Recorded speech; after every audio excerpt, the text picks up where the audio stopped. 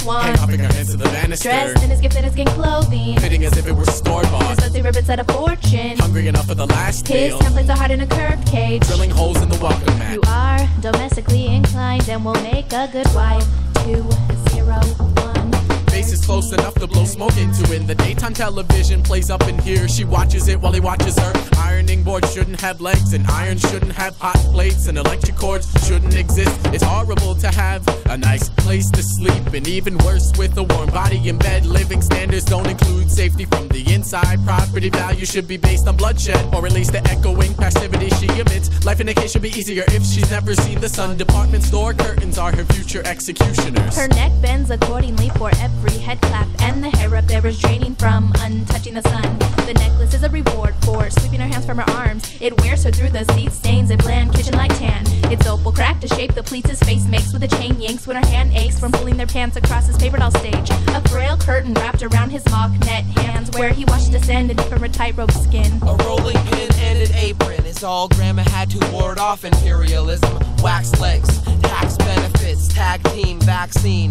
Callie wearing a string of skeletons. Ballerina balancing on an egg, barefoot and pregnant. Making breakfast, picket fences, light bulbs, fire alarms, and Pez dispensers. 2.5 kids and a dog. You can still find shrunken heads in the jewelry box. Lawnmowers going off, trimming the hedge. Arguments over who's filling the fridge. And other categories that will make you act phony. In the prenups you will contract holy matrimony.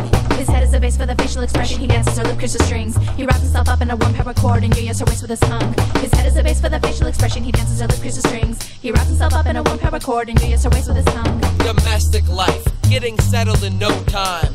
Put a red flag out on the clothesline. A blender, a hair dryer, a dishwasher, a garage, and a clone. Honey, I'm home. The Cleaver residence, where the walls are plain and inmates imitate intimacy. Ball and chain, hollow rain falls on a Barbie house in a larger house with your cherished spouse. The mouth kinda looks like a petal of a flower. Sour friendship, thanatos. Take a shower every morning at the same hour. Don't forget you always gotta keep them towels in order. The powder, detergent, deodorize. Sterile environment, loving family ties. Whatever happened to handwritten vows and timeless nights on the town? He should be back any minute, and so should her senses. Leave it to chance, light to darks, pink underwear, followed by purple forearms and chipped Wonder Bread labels. Rump roast and a burnt toast to her health for the next 24 hours. He's a busy human with a tight schedule she doesn't fit into. He slides her in and slides himself into the bed that she made today. She slides herself out and makes her way to the nearest exit. He paved her way up until the shredded carpet with the dog he spayed today. She's one with the dust, hair, dirt, and the might she sucks. He stores her and for the first time uses a vacuum himself. He puts her away with a vacuum. Easy enough for the couch warmer. A dust-free painting of his making. Abstract enough for the compliments. Before he mocks his end up sunless. Tired enough for the featherless sleep. Resets up for 6 in the morning. Early enough for the breakfast letdown. Early enough for the breakfast letdown. Early enough for the breakfast letdown.